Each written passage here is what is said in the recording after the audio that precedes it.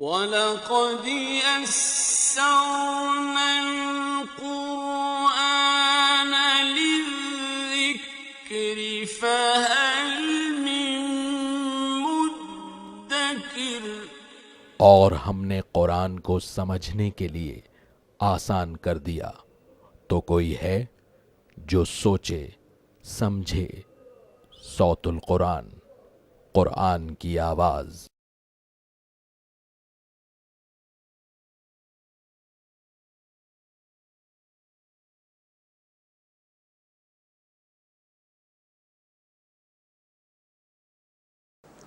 نحمده ونصلي على رسوله الكريم اما بعد فاعوذ بالله من الشيطان الرجيم بسم الله الرحمن الرحيم يا ايها الذين امنوا لا تتخذوا عدوي وعدوكم اولياء تلقون اليهم بالمودة وقد كفروا بما جاءكم من الحق يخرجون الرسول واياكم ان تؤمنوا بالله ربكم ان كنتم خرجتم جهادا في سبيلي وابتغاء مرضاتي تسرون اليهم بالمودة وانا اعلم بما اخفيتم وما اعلنتم ومن يفعله منكم فقد ضل سواء السبيل صدق اللہ العظیم۔ سورۃ الممتحنہ کا ہم آغاز کر رہے ہیں۔ یہ سورہ مبارکہ بھی مدنی سورت ہے اور فتح مکہ سے بالکل پہلے نازل ہوئی تھی۔ ایک صحابی تھے حاتب بن ابی بلتعہ رضی اللہ تعالی عنہ، بدری صحابی تھے، بڑے جلیل القدر صحابہ میں سے تھے۔ ان سے ایک خطا ہو گئی تھی۔ اللہ کے رسول صلی اللہ علیہ وسلم نے مکے والوں کے خلاف اقدام کا فیصلہ کیا تھا۔ سن 6 ہجری میں صلح حدیبیہ ہوئی تھی۔ اس کے بعد 1.5 برس کے اندر اندر مشرکین کی طرف سے مخالفت ہوئی اور یہ صلح ختم ہو گئی، اور اللہ کے رسول صلی اللہ علیہ وسلم نے اقدام کا فیصلہ فرمایا مکے والوں کے خلاف۔ آپ صلی اللہ علیہ وسلم نے اس بات کو بڑا پوشیدہ رکھا تھا، لیکن ان صحابی حاتب بن ابی بلتعہ رضی اللہ تعالی عنہ کے علم میں یہ بات آ گئی تھی۔ بخاری شریف یہ واقعہ تفصیل سے موجود ہے۔ انہوں نے ایک خط لکھ کر کسی خاتون کے ذریعے سے روانہ کیا مشرکین مکہ کے خلاف، صرف اس نیت کے ساتھ کہ یہ قریش کے قبیلے میں سے نہیں تھے، تو انہوں نے چاہا تھا کہ مشرکین کی کوئی ہمدردی حاصل ہو جائے تو جو ان کے رشتہ دار وہاں مکے میں ہیں ان کو ان کی سپورٹ مل جائے گی، اور کوئی بدنیت معاذ اللہ ان کے دل میں نہیں تھی۔ انہوں نے بعد میں عرض بھی کیا رسول اللہ صلی اللہ علیہ وسلم کے سامنے کہ اللہ کے رسول، مجھے تو یقین تھا کہ اللہ آپ کی مدد فرمائے گا، میں نے بس یہ چاہا تھا کہ میرے گھر والوں کو کچھ سپورٹ مل جائے۔ تو یہ خط بہرحال پکڑا گیا، راستے میں اس عورت کو گرفتار کیا گیا۔ حضرت علی رضی اللہ تعالیٰ عنہ تشریف لے آئے تھے، اور پھر ان صحابی یعنی حاتب بن ابی بلتعہ رضی اللہ تعالیٰ عنہ کو بھی بلایا گیا۔ انہوں نے آگے صاف صاف اقرار کر لیا مجھ سے خطا ہوئی۔ اللہ کے رسول صلی اللہ علیہ وسلم نے ان کو معاف فرما دیا۔ بعض صحابہ نے کہا کہ ان کے خلاف اقدام کیجئے، آپ نے فرمایا کہ نہیں، یہ بدری صحابی ہیں، بدر میں شرکت کی تھی، تمہیں کیا معلوم کہ اللہ نے بدر والوں کے سارے گناہوں کو معاف کر دیا ہو۔ تو یہ ان کی عظمت بھی تھی، ایک خطا ہو گئی، اللہ تعالیٰ نے معاف فرما دی۔ تو عنوان اس سورہ مبارکہ کا یہ ہے کہ ایک وقت میں ایک دل میں اللہ کی محبت اور اللہ کے نافرمانوں کی محبت پیدا نہیں ہو سکتی۔ جو دین کا کام کرنے چلے تو ان کی محبتیں پھر اللہ سے اور اللہ کے نیک بندوں سے ہی ہو سکتی ہیں، اللہ کے دشمنوں اور باغیوں اور نافرمانوں سے نہیں ہو سکتی۔ یا ایھا الذین آمنوا، اے وہ لوگوں جو ایمان لائے ہو، لا تتخذوا عدوی وعدوکم اولیاء، تم میرے اور اپنے دشمنوں کو دوست نہ بناؤ، تلقون الیہم بالمودہ، تم ان کی طرف دوستی کا پیغام بھیجتے ہو، وقد کفروا بما جاءکم من الحق، اور تمہارے پاس جو حق آیا ہے وہ اس کا انکار کر چکے ہیں۔ یخرجون الرسول وایاکم، وہ رسول صلی اللہ علیہ وسلم کو اور تمہیں نکالتے ہیں، ان تؤمنوا باللہ ربکم، کہ تم ایمان لاتے ہو اللہ تعالیٰ پر جو تمہارا رب ہے، ان کنتم خرجتم جہادا فی سبیلی وابتغاء مرضاتی، اگر تم نکلے ہو میرے راستے میں جہاد کے لیے اور میری رضا چاہنے کے لیے، اگر یہ تمہارے پیش نظر ہے تو پھر ان دشمنوں سے دوستی تمہاری نہیں ہو سکتی۔ تسرون الیہم بالمودہ، تم ان کی طرف پوشیدہ طور پر دوستی کا پیغام بھیجتے ہو، وَأَنَا أَعْلَمُ بِمَا أَخْفَيْتُمْ وَمَا أَعْلَنْتُمْ، اور میں خوب جانتا ہوں جو کچھ تم چھپاتے ہو اور جو کچھ تم ظاہر کرتے ہو، وَمَن يَفْعَلْهُ مِنْكُمْ، اور جو کہ تم میں سے یہ کرے گا، فَقَدْ ضَلَّ سَوَاءَ السَّبِيلِ، تو یقیناً وہ سیدھے راستے سے بھٹک گیا۔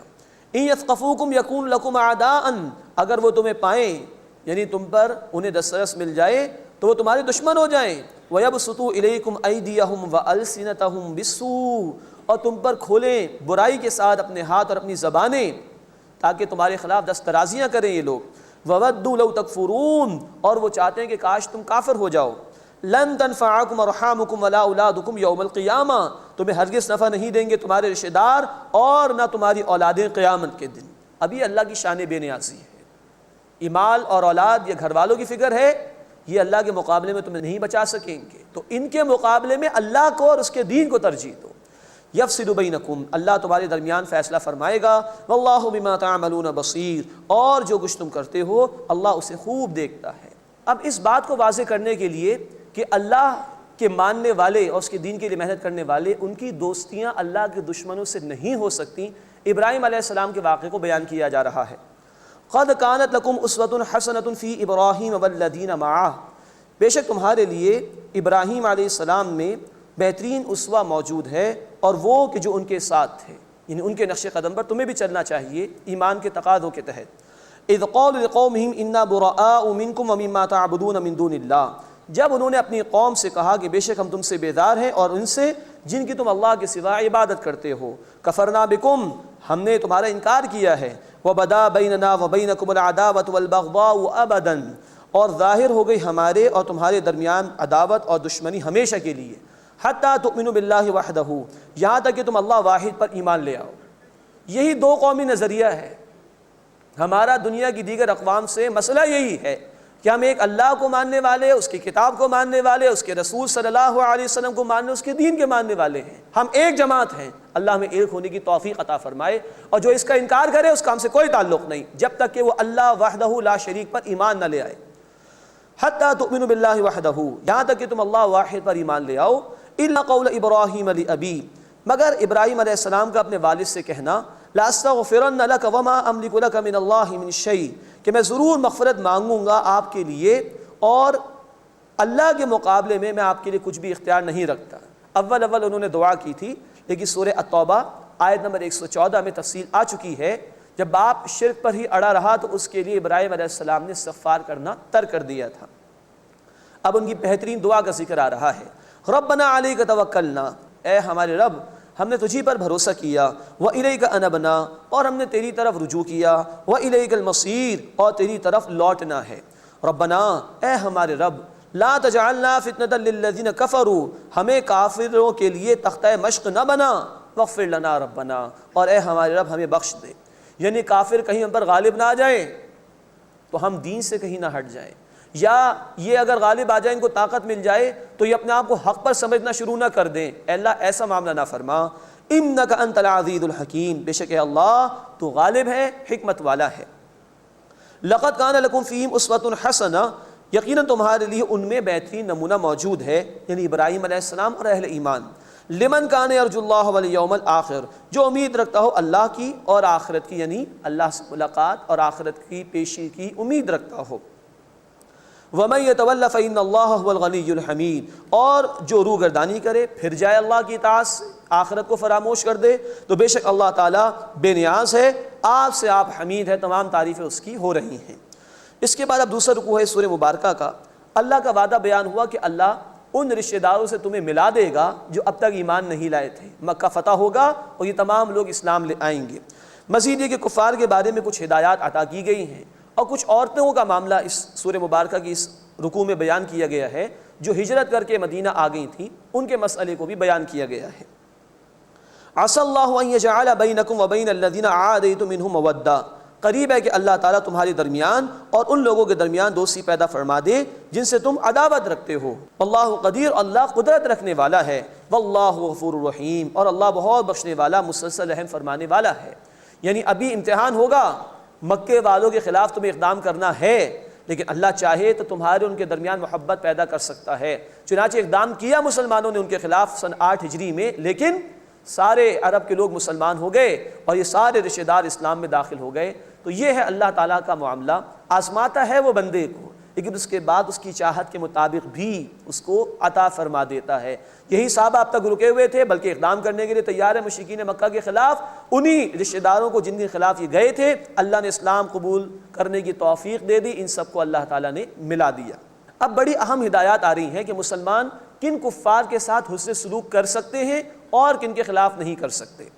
لا ينهاكم الله عن الذين لم يقاتلوكم في الدين ولم يخرجوكم من دياركم، اللہ تمہیں منع نہیں فرماتا کہ ان لوگوں سے جو دین کے بارے میں تم سے نہیں لڑے اور انہوں نے تمہیں نہیں نکالا تمہارے گھروں سے، ان تبروہم وتقسطوا الیہم، کہ تم ان کے ساتھ نیکی کرو اور ان کے ساتھ انصاف کا معاملہ کرو، ان اللہ یحب المقسطین، بے شک اللہ انصاف کرنے والوں کو پسند فرماتا ہے۔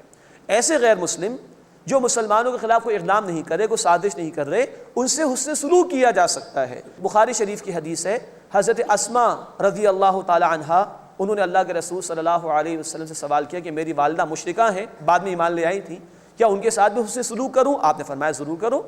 تو حسن سلوک منع نہیں ہے ان کے ساتھ کہ جو مسلمانوں کے خلاف سازش نہیں کرتے، ہاں دلی دوستیاں مسلمانوں کے صرف مسلمانوں کے ساتھ ہو سکتی ہیں۔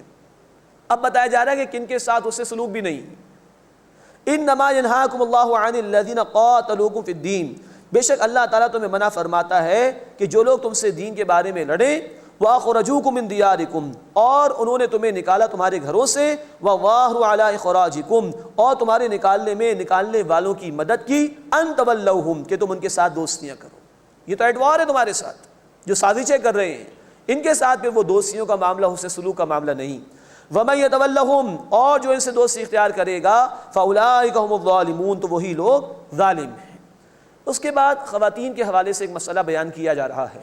صلح حدیبیہ جو سن 6 ہجری میں ہوئی، اس میں ایک بات طے ہوئی تھی کہ اگر مکے سے کوئی شخص مسلمان ہو کر مدینے والوں کے پاس آ جائے گا، مسلمانوں کے پاس، تو اس کو واپس کیا جائے گا، لیکن مدینے سے کوئی آئے گا تو مکے والے واپس نہیں کریں گے۔ ون سائیڈ یہ شرط تھی، لیکن نبی صلی اللہ علیہ وسلم نے اس پر عمل کیا۔ اب کچھ مسئلہ پیش آ گیا خواتین کے حوالے سے، اہل ایمان میں سے خواتین تھیں جو مکے سے ادھر آ گئی مدینہ، تو ان کے متعلق قرآن نے فرمایا کہ نہیں، اگر وہ ایمان والی عورتیں ہیں تو ان کو واپس نہیں کیا جائے گا۔ اور مفسرین نے لکھا ہے احادیث کی روشنی میں کہ جو صلح حدیبیہ کا معاہدہ طے ہوا تھا اس میں رجال ان کے الفاظ تھے کہ کوئی مرد اگر آ جائے گا تو واپس نہیں کیا جائے گا، تو قرآن نے بھی اس کی توثیق کر دی۔ تو مومن عورتیں جو آ رہی تھیں مکے سے، ان کو واپس نہ کرنے کی تلقین کی جا رہی ہے ان آیات میں۔ یا ایھا الذین آمنوا، اے وہ لوگوں جو ایمان لائے ہو، اذا جاءکم المؤمنات مہاجرات فامتحنوہن، جب تمہارے پاس مومن مہاجر عورتیں آئیں تو ان کا امتحان کر لو۔ ایسے تو نہیں کہ کوئی جھوٹ موٹ کی خواتین آ گئی ہیں جھوٹ موٹ ایمان کا دعویٰ کرنے کے لیے، یا کوئی جاسوسی وغیرہ کا معاملہ تو نہیں، تو امتحان لے لو ان کا۔ اللہ اعلم بایمانہن، اللہ ان کے ایمان کو خوب جانتا ہے، اصل تو اللہ ہی کے علم حقیقت ہے، لیکن ظاہری اسباب کے تحت تم ان کا ایمان چیک کر لو۔ فَإِنْ عَلِمْتُمُوهُنَّ مُؤْمِنَاتٍ، پھر اگر تم جان لو کہ وہ مومنہ ہیں، فَلَا تَرْجِعُوهُنَّ إِلَى الْكُفَّارِ، تو انہیں کفار کی طرف واپس نہ لوٹاؤ۔ یہ خواتین ان کے لیے جائز نہیں جو مومن ہیں، ایک مومن عورت کا کافر سے نکاح ہو ہی نہیں سکتا، اور اگر وہ کسی کافر کے نکاح میں تھی بھی تو وہ نکاح ہی ختم ہو گیا اس کے ایمان کی بدولت۔ لا ہن حل لہم ولا ہم یحلون لہن، یہ خواتین حلال نہیں ان کافر مردوں کے لیے، اور نہ وہ کافر مرد حلال ہیں ان خواتین کے لیے جو مؤمنہ ہیں۔ وآتوہم ما انفقوا، اور تم ان کافر شوہروں کو دے دو جو انہوں نے خرچ کیا۔ اب دیکھیے کیونکہ ایک معاہدہ تھا وہاں مسلمانوں کا مشرکین کے ساتھ، اس کی پاسداری ضروری تھی۔ یہاں بڑی خوبصورت تعلیمات آ رہی ہیں، اور اسلام کا بڑا خوبصورت مزاج ہے جو اس مقام پر بیان ہو رہا ہے۔ معاہدہ ہے تو فرمایا کہ انصاف کے ساتھ رویہ اختیار کرنے کی کوشش کی جائے۔ تو کہا جا رہا ہے کہ اگر یہ جو عورتیں آ گئی ہیں ان کے شوہروں نے کچھ مال خرچ کیا تھا، تو اے مسلمانوں اب جو تم ان سے نکاح کرو گے ان شوہروں کو ان کا پیسہ واپس کر دو۔ یہ ہے برابری کی بات، انصاف کی بات جو قرآن حکم دے رہا ہے، لیکن صرف معاہدے کی وجہ سے یہ معاملہ تھا، خاص معاملہ تھا۔ وَلَا جُنَاحَ عَلَيْكُمْ أَن تَنكِحُوهُنَّ إِذَا آتَيْتُمُوهُنَّ أُجُورَهُنَّ، اور تم پر کوئی گناہ نہیں کہ ان مہاجر عورتوں سے نکاح کر لو جبکہ تم انہیں ان کے مہر دے دو۔ مراد یہ کہ یہ جن کافروں کے پاس تھیں، کیونکہ اب یہ ایمان والے خواتین ہیں، ان کا نکاح ختم ہو گیا ان کافروں سے، تو مسلمان جو ہیں مدینے میں وہ ان مومن خواتین سے نکاح کر سکتے ہیں اور مہر ادا کریں ان کا۔ وَلَا تُمْسِكُوا بِعِصَمِ الْكَوَافِرِ وَاسْأَلُوا مَا أَنفَقْتُمْ وَلْيَسْأَلُوا مَا أَنفَقُوا، اور تم کافر عورتوں کی ناموس کو قبضے میں نہ رکھو۔ مراد ہے مشرک عورتیں، کیونکہ اہل کتاب کی عورتوں سے مسلمان مرد کا نکاح ہو سکتا ہے، جائز ہے، لیکن مشرکہ سے نہیں ہو سکتا۔ تو جو مشرک خواتین مسلمانوں کے نکاح میں تھی، کہا کہ ان کو چھوڑو، وہ تمہارے پاس نہیں رہ سکتی۔ وَاسْأَلُوا مَا أَنفَقْتُمْ، اور جو تم نے خرچ کیا وہ تم مانگ لو، انہیں طلاق دے کے فارغ کرو، اور جہاں یہ جا رہی ہیں وہاں سے تم پیسہ مانگو۔ وَلْيَسْأَلُوا مَا أَنفَقُوا، اور چاہیے کہ وہ کافر تم سے مانگ لے جو انہوں نے خرچ کیا، تو یہ برابری کا معاملہ ہو جائے گا۔ ادھر سے خواتین ادھر جائیں گی جو مشرکہ ہوں گی، اور وہاں سے خواتین جو مؤمنات ہیں وہ ادھر آئیں گی، تو یہ برابری کا معاملہ کرنا ہوگا پیسے لوٹا کر۔ ذالکم حکم اللہ، یہ اللہ کا حکم ہے، کیونکہ بات ذرا دشوار ہے، اسے کہا اللہ کا حکم ہے۔ یحکم بینکم، وہ تمہارے درمیان فیصلہ فرماتا ہے، واللہ علیم حکیم، اور اللہ خوب علم رکھنے والا، حکمت والا ہے۔ وَإِنْ فَادَكُمْ شَيْءٌ مِّنْ أَزْوَاجِكُمْ إِلَى الْكُفَّارِ، اور اگر کفار کی طرف رہ جانے سے تمہاری بیویوں میں سے کوئی تمہارے ہاتھ سے نکل جائے، فَعَاقَبْتُمْ، تو تم بدلہ لو، یہ مالی لین دین کے حوالے سے بات ہو رہی ہے، فَآتُوا الَّذِينَ ذَهَبَتْ أَزْوَاجُهُمْ مِثْلَ مَا أَنفَقُوا، پس جن کی عورتیں جاتی رہیں یعنی مسلمان، ان کو دو اس قدر جتنا انہوں نے خرچ کیا مسلمان مردوں نے۔ واتقوا اللہ الذی انتم بہ مؤمنون، اور اس اللہ کا تقوی اختیار کرو، اس کی نافرمانی سے بچو جس پر تم ایمان رکھتے ہو۔ یہ مالی معاملات کو برابر کرنے کا حکم دیا گیا۔ کافروں کی عورتوں کا مہر جو مسلمانوں کو ان کفار کو ادا کرنا ہے وہ روک لیا جائے اس حد تک کہ ان مسلمانوں کو دیا جائے کہ جن کی خواتین یہاں سے چلی گئی ہیں کفار کی طرف اور کفار پیسے واپس نہیں کر رہے، اتنا مال روک لیا جائے گا۔ یہ برابری کا حکم قرآن حکیم نے دیا اس مقام پر۔ اب اس کے بعد خواتین کی بیعت کا ذکر آ رہا ہے۔ اللہ کے رسول صلی اللہ علیہ وسلم خواتین کی بیعت لیا کرتے تھے، اور مخصوص الفاظ جو بیعت کے تھے خواتین کے وہ قرآن میں نقل کیے گئے ہیں۔ ہمارے دین میں جماعت سازی کے لیے بیعت ہی کا سلسلہ ہے، جو قرآن، سنت رسول، احادیث مبارکہ، خلفائے راشدین کی سنت اور پوری امت کے مجموعی عمل سے ثابت ہے۔ ایک امیر اس کے ہاتھ پر بیعت کی جائے۔ قرآن میں 4 دفعہ بیعت کا لفظ آیا، سورہ التوبہ آیت نمبر 111، سورۃ الفتح آیت نمبر 10 اور 18، اور اب سورہ الممتحنہ کی آیت نمبر 12 میں یہ الفاظ آ رہے ہیں۔ تو بیعت کی بنیاد پر جماعت بنتی ہے اسلامی نظم جماعت کے اندر۔ یہ واحد بنیاد ہے جو پوری 1400 برس کی تاریخ میں ہمارے پاس ہے۔ ایک امیر اس کے ہاتھ پر بیعت کی جائے، اور مسلم شریف کی روایت ہے، اللہ کے رسول صلی اللہ علیہ وسلم نے فرمایا کہ جو اس حال میں مر گیا کہ اس نے بیعت نہیں کی تھی کسی امیر کے ہاتھ پر، تو وہ جاہلیت کی موت مرا ہے۔ تو اللہ ہمیں اجتماعیت اختیار کرتے ہوئے دین کی خدمت کرنے کی توفیق عطا فرمائے۔ یا ایھا النبی، اے نبی صلی اللہ علیہ وسلم، اذا جاءک المؤمنات، جب آپ کے پاس مومن عورتیں آئیں، یبایعنک، آپ سے بیعت کرنے کے لیے، علی اللہ یشرکن باللہ شیئا، کہ وہ اللہ کے ساتھ کسی کو شریک نہیں کریں گی۔ اب آگے کئی اعمال کا ذکر ہے، ولا یسرقن ولا یزنین ولا یقتلن اولادہن، اور نہ وہ چوری کریں گی اور نہ زنا کریں گی اور نہ اپنی اولاد کو قتل کریں گی، ولا یأتین ببہتان یفترینہ بین ایدیہن وارجلہن، اور نہ بہتان لائیں گی جو انہوں نے اپنے ہاتھوں اور پاؤں کے درمیان باندھا ہو، یعنی اپنے شوہر کی اولاد کو یا کسی اور کی اولاد کو ایک دوسرے کی طرح منسوب نہیں کریں گی، یعنی جس کی اولاد ہے اسی کا بیان کریں گی کہ ہاں یہ فلاں مرد کی اولاد ہے۔ ولا یعصینک فی معروف، اور آپ کی نافرمانی نہیں کریں گی نیک کاموں میں، فبایعہن، بس اے نبی صلی اللہ علیہ وسلم آپ ان سے بیعت لے لیجئے، واستغفر لہن اللہ، اور ان کے لیے اللہ سے مغفرت مانگیے۔ یہاں فرمائیں کہ اے نبی نیک کاموں میں آپ کی نافرمانی نہیں کریں گی۔ اس بات کا تو سوال ہی پیدا نہیں ہوتا کہ اللہ کے رسول صلی اللہ علیہ وسلم کسی نافرمانی کا حکم دیں، معاذ اللہ۔ یہ امت کے لیے نمونہ تھا۔ آپ نے بھی بیعت اس لیے لی، جماعت اس لیے بنائی تاکہ بعد میں آنے والوں کے لیے نمونہ رہے۔ اب کوئی بھی جماعت ہو جس کا امیر ہوگا، اس کی بات مانی جائے گی معروف کے دائرے کار میں، جب تک وہ شریعت کے احکامات کے مطابق حکم دے گا اس کی بات مانی جائے گی، لیکن اگر وہ شریعت کے حکم کے خلاف بات کرے گا تو اس کی بات نہیں مانی جائے گی۔ یہ قرآن کے الفاظ ہمیں یہ رہنمائی دے رہے ہیں کہ نبی صلی اللہ علیہ وسلم کے بعد جو بھی بیعت ہوگی وہ معروف کے دائرے کار کے اندر۔ فبایعہن، بس اے نبی صلی اللہ علیہ وسلم ان کی بیعت لے لیجئے، واستغفر لہن اللہ، اور ان کے لیے اللہ سے بخشش مانگیے۔ بخاری شریف میں حدیث ہے، اللہ کے رسول صلی اللہ علیہ وسلم کی زوجہ محترمہ ام عائشہ رضی اللہ تعالی عنہا فرماتی ہیں کہ آپ صلی اللہ علیہ وسلم نے خواتین کی بیعت لیتے ہوئے کبھی کسی خاتون کے ہاتھ کو ہاتھ نہیں لگایا۔ مردوں کی بیعت تو ہے کہ ہاتھ پر ہاتھ رکھا جائے گا، لیکن اللہ کے رسول صلی اللہ علیہ وسلم پردے میں رہ کر بیعت لیتے تھے، اور کبھی آپ نے کسی خاتون کے ہاتھ کو ہاتھ تک نہیں لگایا۔ آج ہمارے معاشرے میں کچھ ایسے بھی جھوٹے دین کے دعوے دار موجود ہیں جو کہتے ہیں کہ یہ پردہ بھی معاف ہے ہمارے لیے، معاذ اللہ ثم معاذ اللہ، جن کے حجروں کے اندر، جن کے مکانات کے اندر، جن کے آستانوں کے اندر خواتین بے پردہ آتی ہیں اور ان کے لیے کوئی پردے کی وہ محسوس ہی نہیں کرتے کہ کوئی ضرورت بھی، معاذ اللہ ثم معاذ اللہ۔ اللہ کے رسول پردے میں بیعت لیتے تھے، ازواج مطہرات فرما رہی ہیں خواتین سے، اور یہاں وہ لوگ ہیں جو پردے کے احکامات کو نہیں مانتے۔ اللہ ہم سب کو اور ان کو بھی سمجھ عطا فرمائے۔ ان اللہ غفور الرحیم، بے شک اللہ بہت بخشنے والا، مسلسل رحم فرمانے والا ہے۔ یا ایھا الذین آمنوا، اے وہ لوگوں جو ایمان لائے ہو، لا تتولوا قوما غضب اللہ علیہم، ان لوگوں سے دوستی اختیار نہ کرو جن پر اللہ نے غضب فرمایا، اشارہ یہود کی طرف ہے۔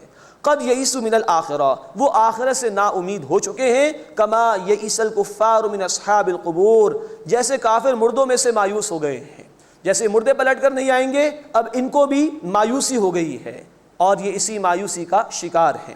تو ان کی دوستیاں اختیار کرنے سے اہل ایمان کو منع کیا گیا۔ بسم اللہ الرحمن الرحیم، سبح للہ ما فی السماوات وما فی الارض وهو العزیز الحکیم۔ اب سورہ الصف کا آغاز ہو رہا ہے۔ اس سورہ مبارکہ کا جو موضوع ہے وہ ہے قتال اور جہاد فی سبیل اللہ۔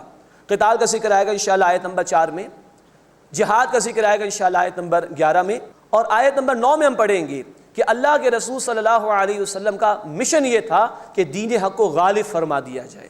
یہ مکمل صورت امت مسلمہ سے یہ خطاب کرتی ہے کہ وہ نبی صلی اللہ علیہ وسلم کے مشن کی تکمیل کے لیے آئیں میدان میں، جہاد و قتال کے مراحل طے کریں اور اللہ کے دین کی سربلندی کے لیے محنت کریں۔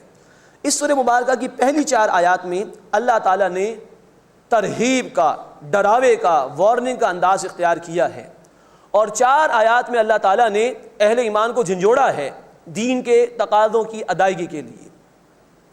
سبح للہ ما فی السماوات وما فی الارض، تسبیح بیان کی اللہ کے لیے ہر اس شے نے جو آسمانوں میں ہے اور زمین میں ہے، وہو العزیز الحکیم، اور وہ اللہ زبردست ہے، حکمت والا ہے۔ ان 10 مدنی صورتوں میں جن کا آغاز سورۃ الحدیث سے ہوا، 6 صورتوں کے آغاز میں تسبیح کا بیان ہے اور مطالبات آ رہے ہیں قتال و جہاد فی سبیل اللہ کے۔ اشارہ اس بات کی طرف ہے کہ کائنات کی تو ہر شے تسبیح کر ہی رہی ہے، تم سے اللہ کو کچھ اور مطلوب ہے۔ یہ تو فرشتوں نے بھی کہا تھا کہ اللہ ہم بھی تو تسبیح کر رہے ہیں، لیکن اللہ کو اہل ایمان سے کچھ اور مطلوب ہے۔ یا وسعت افلاک میں تکبیر مسلسل، یا خاک کی آغوش میں تسبیح و مناجات، وہ مذہب مردان خدا گاؤ خدا مست، یہ مذہب ملا و جمادات و نباتات۔ تکبیر مسلسل چاہیے اللہ کو۔ صرف تمہیں تسبیح کے لیے اللہ نے پیدا نہیں کیا، بلکہ تسبیح تو کائنات کی ہر شے کر رہی۔ سورہ بنی اسرائیل آیت نمبر 44، ہر شے تسبیح کر رہی ہے، لیکن تم سے مطالبہ ہے کہ دین حق کے لیے کھڑے ہو جاؤ اور اللہ کی تکبیر کو اس زمین پر جاری و ساری کرو۔ وَهُوَ الْعَزِيزُ الْحَكِيمُ، اور وہ اللہ زبردست ہے، حکمت والا ہے۔ یا ایھا الذین آمنوا، اے وہ لوگوں جو ایمان لائے ہو، لم تقولون ما لا تفعلون، کیوں وہ کہتے ہو جو تم کرتے نہیں ہو۔ اب یہ ہے ان صورتوں میں جو جھنجھوڑنے کا انداز۔ کبر مقتا عند اللہ ان تقولوا ما لا تفعلون، اللہ کے نزدیک یہ بات انتہائی ناپسندیدہ ہے، اللہ کو بیزار کر دینے والی ہے کہ تم وہ کہو جو تم کرتے نہیں۔ تمہارا دعویٰ ہے کہ تم اللہ کو مانتے ہو، تمہارا دعویٰ ہے کہ تم محمد رسول اللہ صلی اللہ علیہ وسلم کو مانتے ہو، تمہارا دعویٰ ہے کہ تم قرآن کے ماننے والے ہو، تو کیا اللہ کی مرضی کو جاری و ساری کرنے کی کوشش کر رہے ہو؟ کیا محمد رسول اللہ صلی اللہ علیہ وسلم کے مشن میں شامل ہو؟ لِيُظْهِرَهُ عَلَى الدِّينِ كُلِّهِ، آیت نمبر 9 میں الفاظ آئے کہ اللہ کے دین کو غالب کرنے کی کوشش کر رہے ہو؟ قرآن کو ماننے کا دعویٰ ہے تو قرآن مطالبہ کرتے ہیں کہ اس کے احکامات کو نافذ کیا جائے۔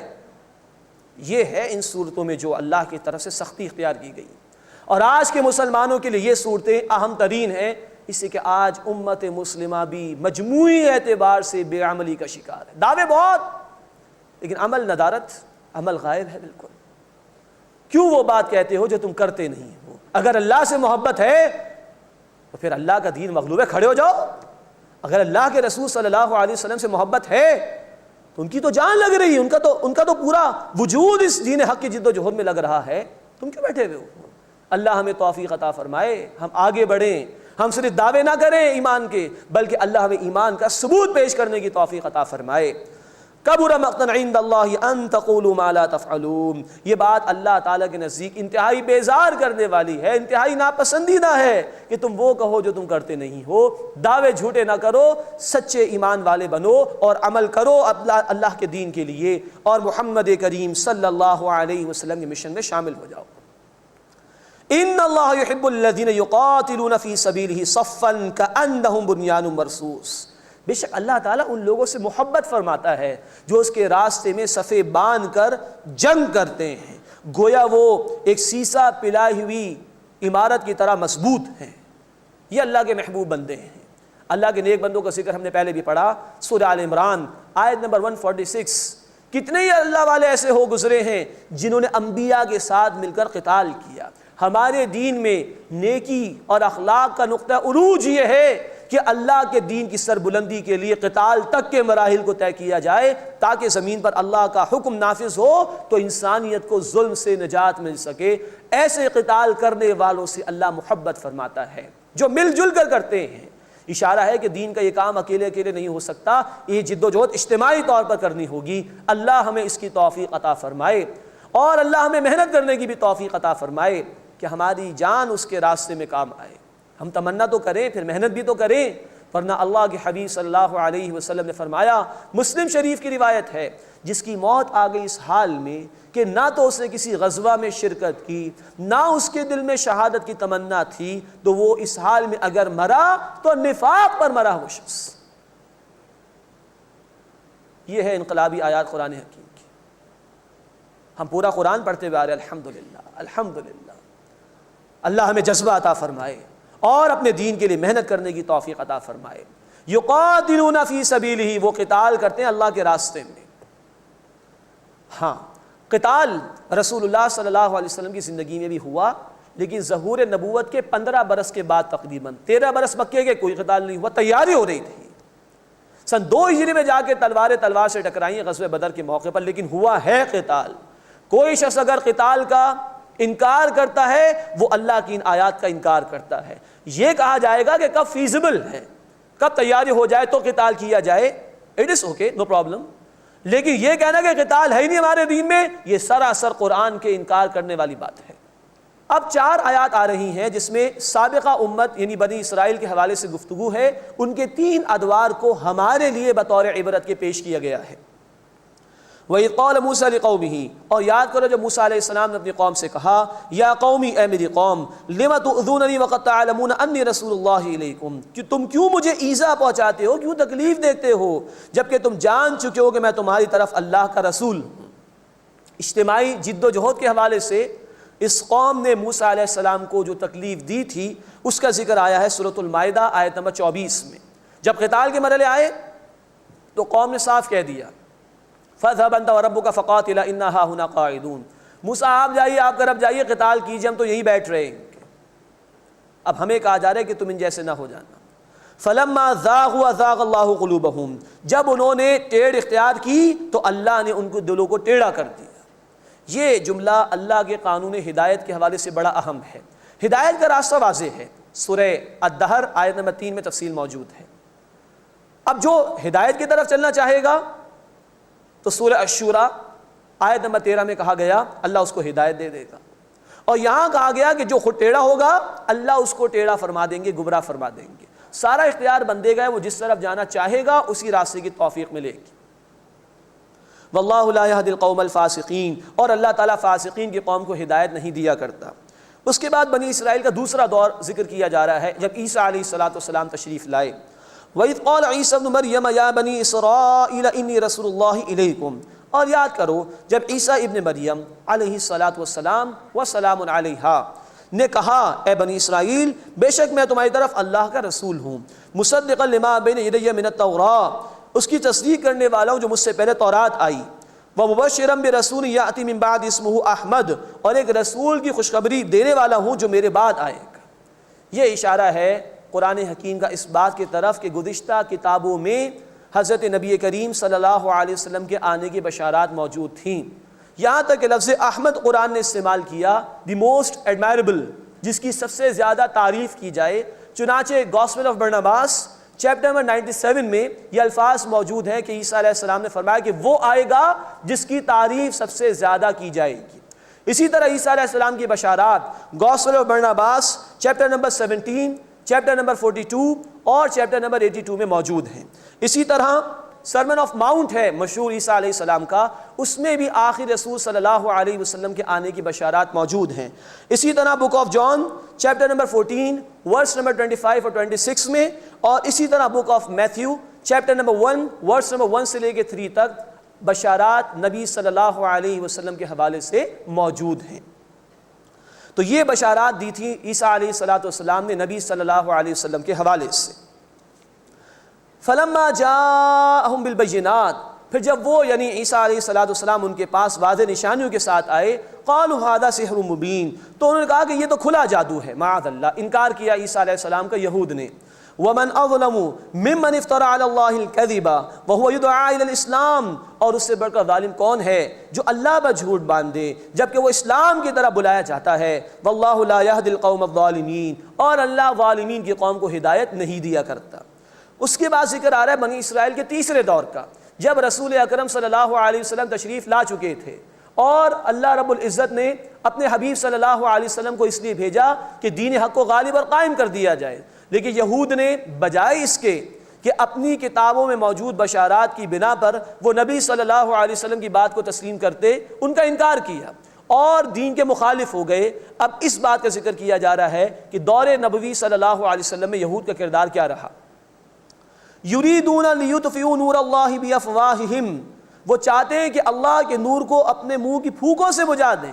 واللہ متم نورہ ولو کرہ الکافرون، اور اللہ اپنے نور کو پورا فرما کر رہے گا، اپنے دین کو غالب فرما کر رہے گا، ولو کرہ الکافرون، چاہے کافر کتنا ہی ناپسند کریں۔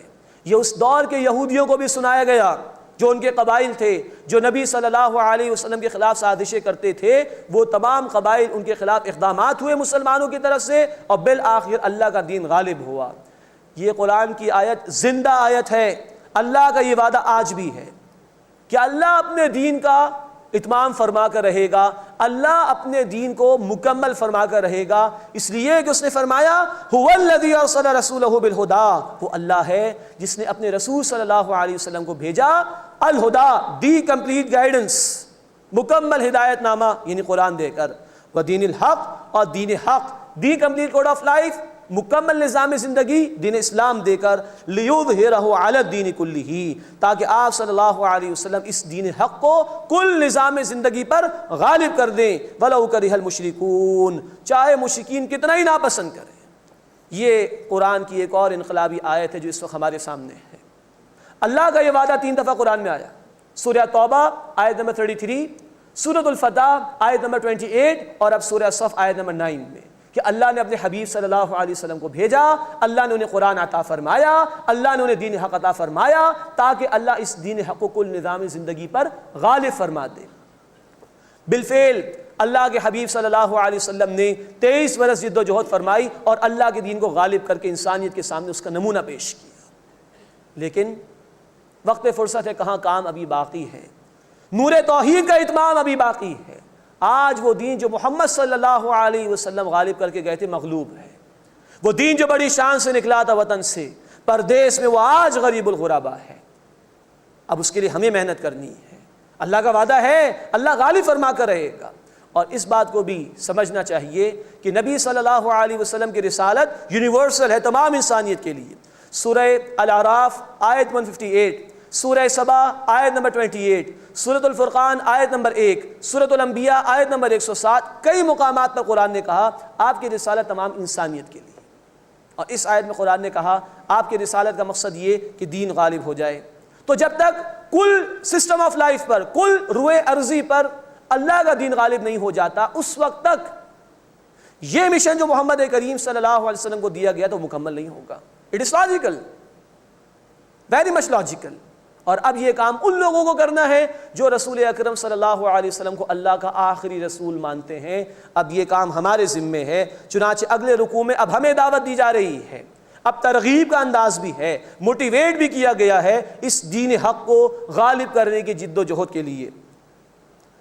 فرمایا کہ یا ایھا الذین آمنوا، اے وہ لوگوں جو ایمان لائے ہو، هل ادلکم علی تجارۃ تنجیکم من عذاب علیم، کیا میں تمہیں ایسی تجارت بتاؤں جو تمہیں دردناک عذاب سے نجات دے دے؟ تؤمنون باللہ ورسولہ، تم ایمان لاؤ اللہ پر، اس کے رسول صلی اللہ علیہ وسلم پر، وتجاہدون فی سبیل اللہ باموالکم وانفسکم، اور تم جہاد کرو اللہ کے راستے میں اپنے مالوں اور اپنی جانوں سے، ذالکم خیر لکم ان کنتم تعلمون، یہ تمہارے لیے بہتر ہے اگر تم سمجھتے ہو۔ یہ 2 آیات بتا رہی ہیں کہ اس تجارت کا ذکر ہے کہ جس کے کیے بغیر نجات ممکن نہیں۔ یہ جو دین کے تقاضے ہیں یہ کوئی آپشنل نیکی نہیں ہے مسلمانوں کے لیے، it's a very much obligation، ذمہ داری ہماری، اس کو ادا کیے بغیر نجات ہی ممکن نہیں۔ اور وہ کیا ہے؟ ایمان لاؤ اللہ پر، اس کے رسول صلی اللہ علیہ وسلم پر۔ غور فرمائیے، آیت نمبر 10 میں کہا جا رہا ہے اے ایمان والو تمہیں تجارت بتاؤں، اور آیت نمبر 11 کے آغاز میں کہا جا رہا ہے ایمان لاؤ۔ ایمان والوں سے کہنا کہ ایمان لاؤ، مراد یہ ہے جو ہم پڑھ چکے ہیں سورہ النساء آیت 136 اور سورۃ الحجرات آیت نمبر 15 میں، کہ دل کی گہرائیوں سے ایمان لاؤ، جس کا مطالبہ سورۃ الحدید آیت نمبر 7 میں بھی آیا تھا۔ دل کی گہرائیوں سے مانو، جس کا اظہار ہوگا جہاد فی سبیل اللہ سے، اپنے مالوں اور اپنی جانوں سے جہاد کرو۔ یہی تفصیل آ چکی ہے سورۃ الحجرات آیت نمبر 15 میں بھی۔ تو یہ مطالبات ہیں اللہ تعالیٰ کے حقیقی ایمان قبول کرو، جس کا اظہار عمل میں ہوگا جہاد فی سبیل اللہ سے۔ اس کا مقصود کیا ہے؟ اللہ کی زمین پر اللہ کا نظام نافذ اور غالب ہو جائے، جیسے محمد رسول اللہ صلی اللہ علیہ وسلم نے کر کے دکھایا۔ یہ اگر کرتے ہو تو آگے بڑی خوبصورت بشارات ہیں۔ یغفر لکم ذنوبکم ویدخلکم جنات تجری من تحتہا الانہار، اللہ تمہارے گناہ تمہیں بخش دے گا اور تمہیں باغات میں داخل فرمائے گا جن کے نیچے نہریں جاری ہیں، ومساکن طیبۃ فی جنات عدن، اور ہمیشہ کے باغات میں پاکیزہ مکانات میں اللہ داخل فرمائے گا۔ ذالک الفوز العظیم، یہ بڑی عظیم کامیابی ہے۔ اصل کامیابی یہ ہے کہ تم اپنے آپ کو دین کے لیے لگاتے ہو کہ نہیں لگاتے، جان کے ساتھ اور مال کے ساتھ اللہ کے دین کے لیے محنت اور جد و جہد کرتے ہو کہ نہیں کرتے، دین غالب ہوتا ہے کہ نہیں ہوتا، یہ اللہ کے اختیار میں ہے۔ اصل کامیابی یہ ہے کہ تم نے اپنے آپ کو انویسٹ کیا کہ نہیں کیا۔ غزوہ احد میں مصعب بن عمیر شہید ہو گئے رضی اللہ تعالی عنہ، امیر حمزہ رضی اللہ تعالی عنہ شہید ہو گئے، دین غالب نہیں ہوا تھا، وہ کامیاب ہو گئے۔ مکے کے دور میں سمیہ شہید کر دی گئی رضی اللہ تعالی عنہا، یاسر شہید کر دیے گئے رضی اللہ تعالی عنہ، دین غالب نہیں ہوا لیکن وہ کامیاب ہو گئے۔ اللہ ہمیں آگے بڑھنے کی توفیق عطا فرمائے۔ یہ ہے سب سے بڑی کامیابی۔ اللہ مجھ سے پوچھے گا واٹ ہیو یو ڈن، اللہ ہم سے پوچھے گا واٹ ہیو یو ڈن۔ یہ مال تمہارے پاس تھا، یہ جان تمہارے پاس تھی، یہ وقت تمہارے پاس تھا، یہ صلاحیتیں تمہارے پاس تھیں، تم نے دنیا میں لگایا کہ دین کے خاطر لگایا؟ دس از آور رسپانسبلٹی، یہ ہے ہماری ذمہ داری۔ دین غالب کب ہوگا یہ اللہ کے علم میں ہے، لیکن محنت کرنا یہ ہماری ذمہ داری ہے۔ اللہ ہمیں اس کو ادا کرنے کی توفیق عطا فرمائے۔ وَأُخْرَىٰ تُحِبُّونَهَا، اور ایک بات جسے تم پسند کرتے ہو، نصر من اللہ، اللہ کی مدد، وفتح قریب، اور قریب فتح، وبشر المؤمنین، اور اے نبی صلی اللہ علیہ وسلم اہل ایمان کو خوشخبری سنا دیجیے۔ ایمان والے بھی انسان ہیں، ان کے اندر بھی ایک دل ہے، اللہ دنیا میں بھی دکھا دے، اللہ دنیا میں بھی فتح مل جائے، تو اللہ نے کہا یہ تمہارے نزدیک ہے، وہ بھی ملے گی تمہیں۔ اصل اللہ کے نزدیک وہ ہے ذالک الفوز العظیم، ذالک الفوز العظیم، کھپا دو اپنے آپ کو، دنیا کی فتح ملے گی تمہیں، وہ تمہارے نزدیک ہے، تم پسند کرتے ہو، اللہ کو اس سے کوئی سروکار نہیں، لیکن وہ بھی ملے گی۔ وبشر المؤمنین، اور اے نبی صلی اللہ علیہ وسلم ایمان لانے والوں کو بشارت دے دیجئے۔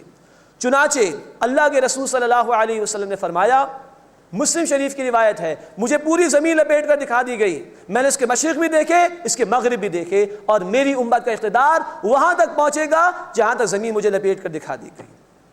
اٹ وڈ بی گلوبل، پوری زمین پر انقلاب آئے گا، اور یہ کہنے والے محمد رسول اللہ صلی اللہ علیہ وسلم۔ کسی کو شک ہے تو اپنے ایمان کی خیر منائے، اٹ وڈ بی گلوبل۔ اسی کی یہی تو چیلنج جب ہمارے سامنے ہے۔ رسول اللہ صلی اللہ علیہ وسلم کے دور میں انسانیت اسٹیٹ لیول تک پہنچ چکی تھی، آج گلوبلائزیشن کا دور ہے، اب کوئی کتاب نہیں، کوئی رسول نہیں، کوئی نیا دین نہیں آئے گا، یہی کتاب، یہی رسول، یہی دین فار ایور کے لیے ہے۔ اب جو غلبہ دین ہوگا انشاءاللہ تعالی اٹ وڈ بی گلوبل، اور دنیا پہنچ چکی ہے وہاں تک۔ ورلڈ آرڈر آ چکا ہے یہود کا ہمارے سامنے، Jew world order, the need of the hour is just world order, یہ وقت کی پکار ہے۔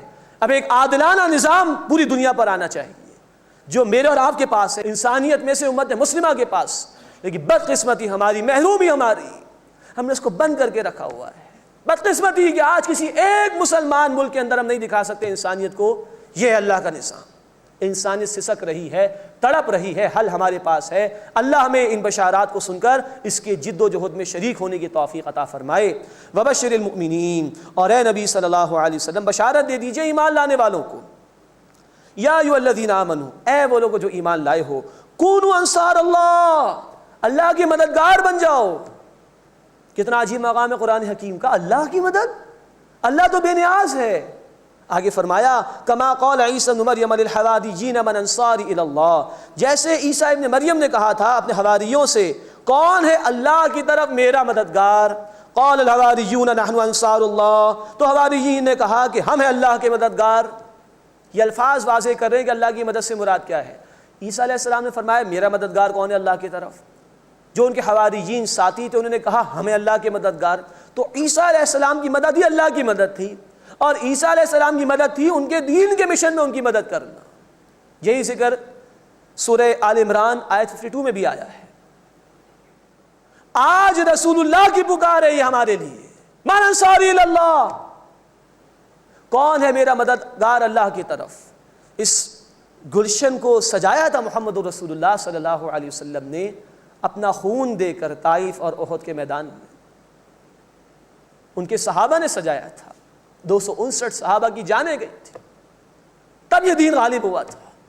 وہ غالب کر کے دے کے گئے تھے ہمیں، تبھی تو آج ہم مسلمان ہیں۔ آج ہمارے لیے اللہ کے رسول صلی اللہ علیہ وسلم کی بھی پکار ہے میرے دین میں کون میرا مددگار ہے، اور اللہ کی بھی پکار ہے کہ میرا مددگار کون ہے دین کے معاملے میں، یعنی کون ہے جو میرے دین کی مدد کرتا ہے اس کو تھامتا ہے۔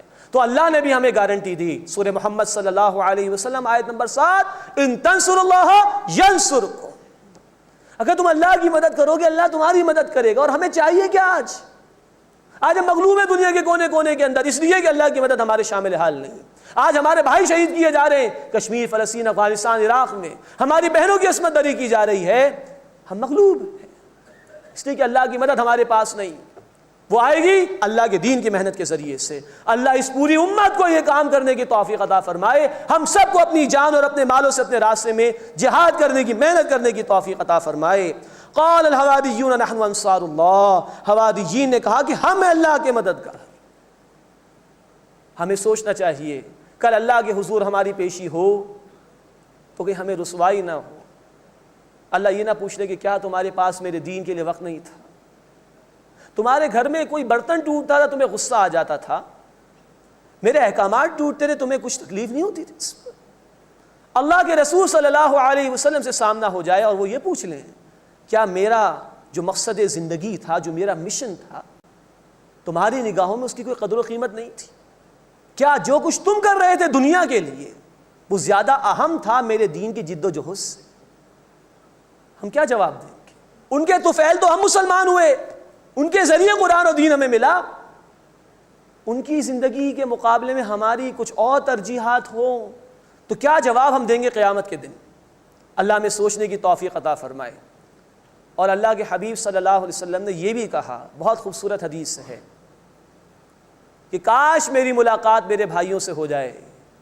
صحابہ نے پوچھا اللہ کے رسول کیا ہم آپ کے بھائی نہیں؟ آپ نے فرمایا ہاں ہاں تم تو میرے بھائی ہو، لیکن میرے وہ بھائی جو تمہارے بعد آئیں گے۔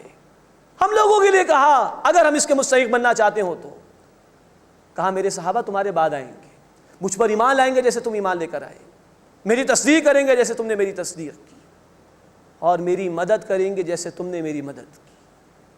تو مدد کیا تھی؟ دین کی مدد، دین کی دعوت کے لیے، دین کو غالب کرنے کی جد و جہد کے لیے۔ کاش میری ملاقات میرے بھائیوں سے ہو جائے۔ کیا ہم نہیں چاہتے کہ اللہ کے رسول سے ہماری ملاقات ہو جائے صلی اللہ علیہ وسلم؟ اللہ کے رسول نے کہا آؤ میرے دین کو تھامو، اس کی جد و جہد میں شریک ہو، تب مستحق بنو گے۔ اللہ ہمیں مستحق بننے کی توفیق عطا فرمائے اور اپنے دین کی جد و جہد کے لیے قبول فرمائے۔ قال الحواریون نحن انصار اللہ، تو حواریوں نے کہا کہ ہم اللہ کے مددگار ہیں۔ فآمن طائفۃ من بنی اسرائیل، تو بنی اسرائیل کا ایک گروہ ایمان لے آیا، وکفر طائفہ، اور دوسرے گروہ نے انکار کیا۔ یہ اشارہ یہود کی طرف ہے۔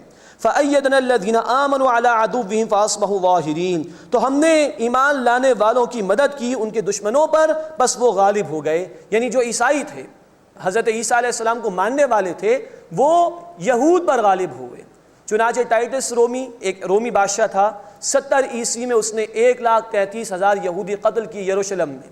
پچھلی صدی میں ہٹلر نے 60 لاکھ یہودی قتل کیے۔ آج بھی اسرائیل کی اگر کوئی ریاست ہے یہودیوں کی تو وہ بھی عیسائیوں کی وجہ سے ہے، امریکہ اور برطانیہ کے آشیرواد کی وجہ سے، ورنہ عیسائیوں کو اللہ تعالیٰ نے ان پر غالب رکھا۔ اللہ تعالیٰ ہمیں ان آیات کا فہم عطا فرمائے اور اپنے دین کی جد و جہد کے لیے اللہ ہمیں قبول فرمائے۔ آمین یا رب العالمین۔ وآخر دعوانا ان الحمد للہ رب العالمین۔